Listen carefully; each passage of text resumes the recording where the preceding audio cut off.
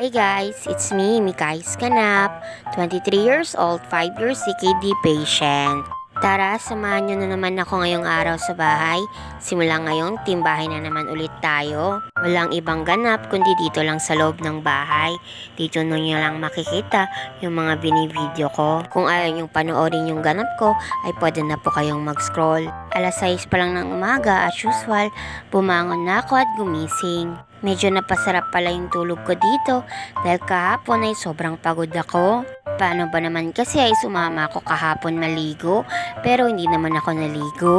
Pero okay lang yun, at least nang sumama ako at hindi ako tumambay buong maghapon dito lang sa loob ng kwarto. Mas gusto ko talaga yung gano'n, yung papasyal-pasyal lang. Kahit gaano kalayo pa yan, ay sasama talaga ako. As long as may dala akong solution. Siyempre, kahit saan tayo magpunta, ay dapat dala-dala natin yun. Hindi kasi talaga pwede ma-miss yung PD exchange natin. Ma-miss ko na lang lahat, wag lang yung PD solution ko. Dahil eto na talaga yung partner in life ko ngayon. Dahil dito ay mas dumadagdag yung buhay ko. Grabe na talaga yung teknolohiya ngayon. Hindi ko na kailangan pumuntang ospital para makapag-dialysis. Sa ganitong paraan ay nakakapag-dialysis na ako kahit saan.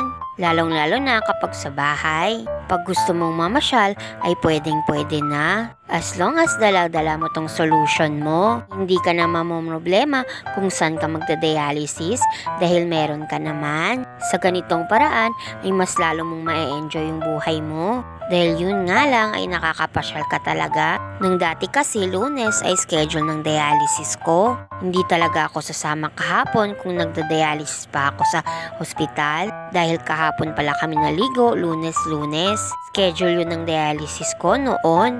Pero sa ngayon ay araw-araw schedule ko, tapos 4 na beses sa isang araw. Kaya wala talagang limit-limit sa tubig dito. Every 6 hours kaya ako dito nagda-dialysis. Tapos kahit saan man ako pumunta, ay dala-dala ko lang din yung solution ko. Para anytime kung oras ng PD ko, ay makapag-PD ako. Hindi na rin pala to kailangan ng kuryente. Di kuryente pala to. Kaya hindi ka talaga mamomoblema kung walang ilaw buong maghapon. Dahil hindi mo naman kailangan ng kuryente para makapag-dialysis.